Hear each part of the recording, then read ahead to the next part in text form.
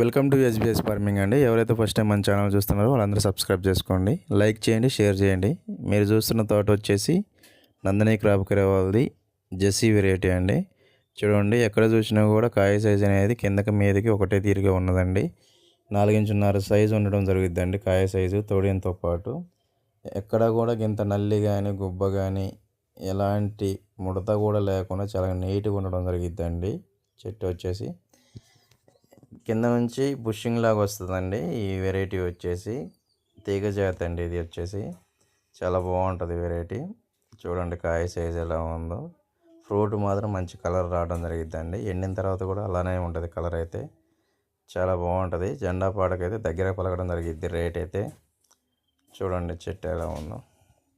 చెట్టు నిండా కూడా దగ్గర కాపుతూ ఉండడం జరిగిద్ది. తోట మొత్తం చూసుకున్నా కూడా ఒకటే విధంగా ఉంటుందండి, యూనిఫామ్ టైప్లో.